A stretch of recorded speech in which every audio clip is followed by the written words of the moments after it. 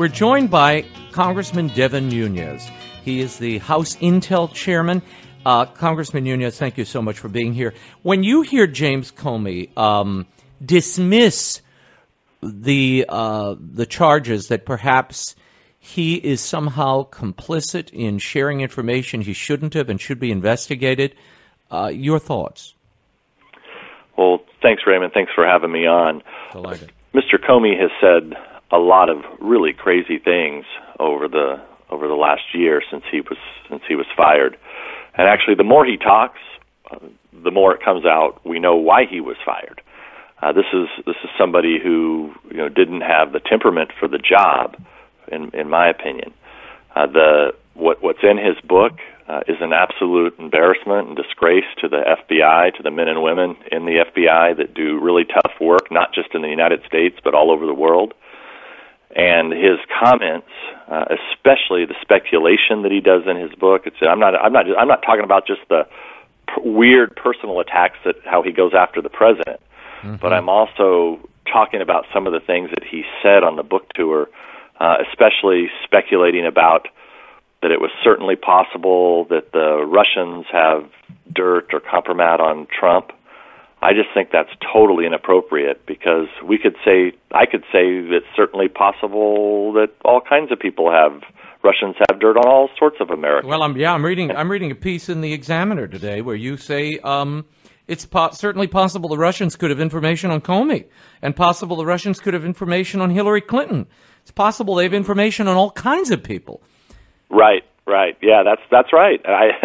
It is possible, but it's totally inappropriate for the FBI director, former FBI director, to say stuff like this. To be musing about this. Yeah, no, he look, the guy's clearly trying to sell books. When he did the whole thing about, well, I don't know if the prostitutes were in the Russian hotel room, but they could have been. And, all I can say is I never thought I'd say this, but there's a possibility.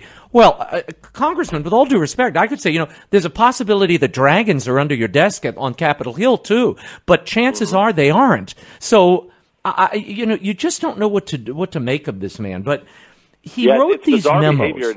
And look, so go back. I think a lot of the listeners know the dossier. So the dossier began to be compiled in the summer of 2016. Steele dossier paid for by the Democratic Party and Hillary's campaign. Well, yeah. So let's remind the listeners. So you had the Steele dossier that was chartered by Hillary Clinton and the Democrats, but at the same time they were working hand in glove with the FBI. So you had Steele meeting with FBI people at the same time you have him getting paid by the Clinton folks. At the same time that they open up a counterintelligence investigation into the Trump campaign. So all of this goes forward. So that's in the summer of 16. So by January of 2017, getting back to briefing about the prostitutes and briefing Mr. Trump on what was found, what was in the dossier, and briefing Congress on the dossier. So he says he didn't. It was salacious and unverified. Wait a sec. This is the FBI, the world's premier law enforcement agency. Are you telling me that it took them 6 months? And they still don't have any of it verified. They're conducting meetings with Mr. Steele, and meeting after meeting with Mr. Steele. This dossier is out there, and you're telling me they couldn't figure all of this out if things in the dossier were true or not? Perhaps. I don't think they wanted to know if they were true or not. I think they knew exactly what they were, which is why Mr. Comey hid information not only from Congress, because if I said this the other night on Sean Hannity's show, if we would have been told in January of 2017, I say we, myself, Speaker of the House Paul Ryan, Leader McConnell, when we were first briefed on this intelligence assessment where they used the dossier as part of the intelligence assessment, we would have walked out of the room. I don't know if I would have laughed or cussed them out, right? I mean, it would have been one or the other.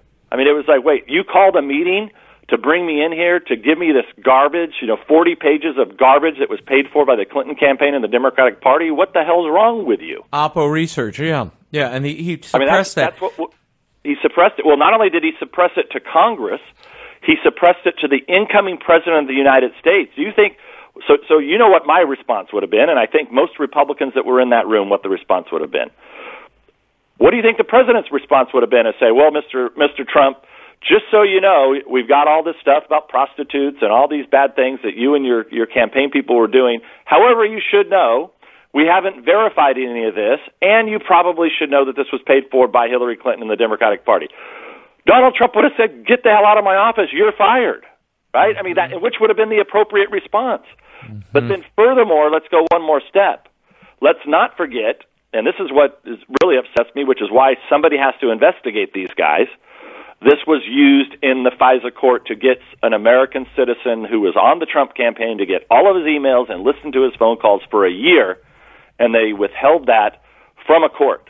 Well, during his media tour, just the other day, he said during an interview that entire dossier and the effort to gather information, it wasn't Carter Page they were targeting. It was that other consultant, Papadopoulos, in the Trump campaign.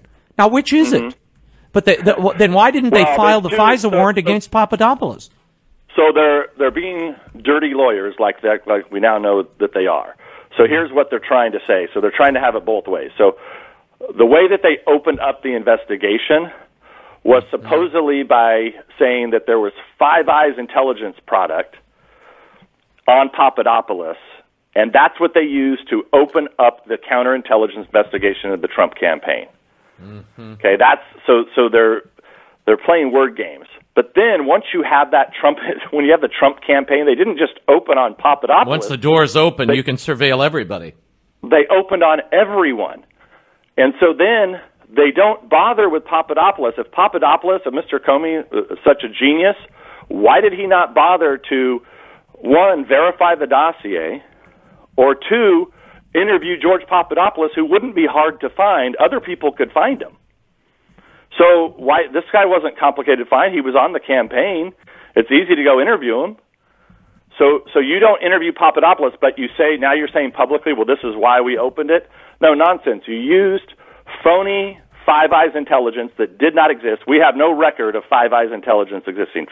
For the listeners, Five Eyes is the partnership between Australia, New Zealand, the United States, Canada, and the UK. Mm-hmm. There's no intelligence product that exists, so that's a lie. They use this phony intelligence. They open up an investigation on the Trump campaign, and then in October, when they panic, they go and get a FISA warrant against Carter Page, who had been in Moscow and had done all these, but had worked with the FBI before, had offered to give the FBI the information for free, and they end up getting a warrant to grab all of his emails and listen to him for a year.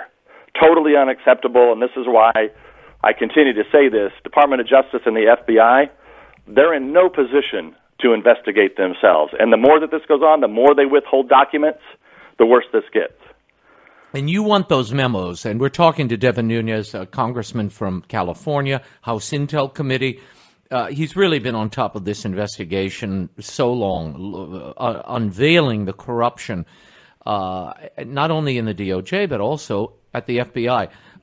Congressman Nunes, you are demanding that the Department of Justice furnish Congress with those memos that James Comey kept and filed of his meetings with the president. Why do you think they're unwilling to let you see that? I know part of the explanation is they say this is part of an ongoing investigation. We can't give it to you now. Right. So there's a few things here. Number one, these memos have classified information, supposedly. They were leaked to the New York Times. So Mr. Comey gave them to a lawyer who then gave them to the New York Times. Sound familiar? We've seen this before. Mm-hmm. And then the New York Times ran with a lot of that information that were in the memos. It was designed to get a special counsel against Donald Trump. We know that. And so now that Mr. Comey's on the book tour, a lot of the stuff in the memos, it appears he's talking about this stuff in the news. So why is it that these are being withheld from Congress? So Mr. Goodlatte, Mr. Gowdy, and I sent a letter last Friday giving him till Monday to give us all the memos and make them unclassified so the American public can see them. That deadline was passed by. They said they needed a couple more days. However, so at the end of the day, what's going to have to happen is we're going to probably have to issue a subpoena if they don't come here within, in the next hours. That's where we're at. So where do you think things are going to lead? Do you think you're going to have to file that subpoena?